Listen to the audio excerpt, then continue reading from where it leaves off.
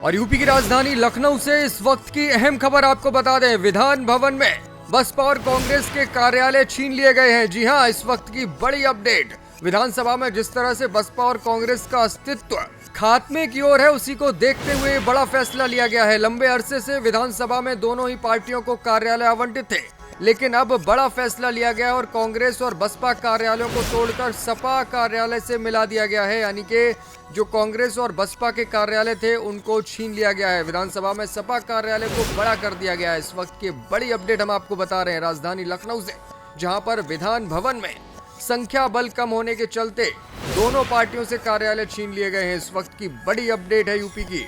बसपा जिसका एकमात्र विधायक है विधानसभा में, और कांग्रेस की भी स्थिति कुछ ऐसी ही है। लोकदल सुभाषपा को केबिन आवंटित किए गए हैं, लेकिन कांग्रेस और बसपा के कार्यालय छीन लिए गए हैं, जो कि लंबे वक्त से इन दोनों पार्टियों के पास कार्यालय मौजूद थे। लेकिन इसके बावजूद बड़ा फैसला लिया गया है और विधान भवन जो प्रशासन है उसने फैसला लेते हुए दोनों ही पार्टियों के कार्यालय खाली करा लिए गए हैं और इन कार्यालयों को तोड़ करके समाजवादी पार्टी को एक बड़ा कार्यालय अलॉट किया गया है। लंबे अरसे से विधानसभा में ये कार्यालय आवंटित थे, लेकिन जिस तरह से विधानसभा में कांग्रेस और बसपा दोनों की हालत खराब है, उनके विधायकों की संख्या नगण्य हो चुकी है। यही वजह है कि दोनों पार्टियों से कार्यालय छीन लिए गए हैं और समाजवादी पार्टी जो कि बड़े कार्यालय की मांग कर रही थी, उसको ये बड़ा कार्यालय अब आवंटित किया गया है। इस वक्त की बड़ी अपडेट है। विधानसभा के सत्र के दौरान तमाम पार्टियां यहां पर अपनी मीटिंग करती हैं और तमाम रणनीतियां इन कार्यालयों में बैठकर बनाई जाती हैं। लेकिन अब बसपा के पास विधान भवन में कोई कार्यालय नहीं रहेगा, ना ही कांग्रेस के पास। समाजवादी पार्टी जिस तरह से विपक्ष की मजबूत पार्टी उत्तर प्रदेश में है, उसी को एक बड़ा कार्यालय अलॉट कर दिया गया है। यानी कि विधान भवन में सत्तारूढ़ भाजपा और विपक्षी समाजवादी पार्टी के पास ही बड़े कार्यालय रहेंगे। इसके अलावा जो छोटी पार्टियां हैं जैसे कि राष्ट्रीय लोकदल और सुभाषपा, उनके पास जो है केबिन आवंटित की गई है।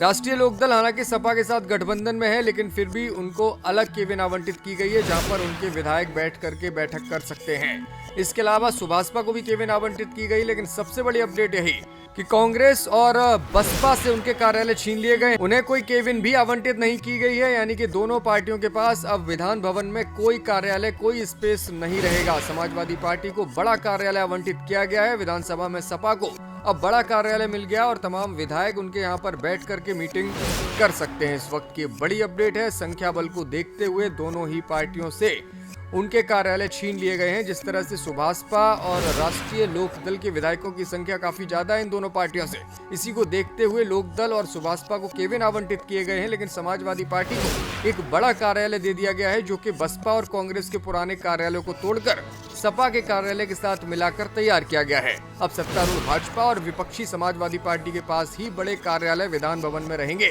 इसके अलावा सुभाषपा और राष्ट्रीय लोकदल जैसे पार्टियों को केबिन आवंटित की गई है, जहां पर उनके विधायक बैठ करके मीटिंग्स कर सकते हैं। इस वक्त की बड़ी अपडेट हम आपको बता रहे हैं। विधान भवन में कांग्रेस और बसपा जैसी धुरंधर पार्टियों के जो कार्यालय हैं वो छीन लिए गए हैं और अब सपा के पास बड़ा कार्यालय हो गया है। इस वक्त की बड़ी अपडेट।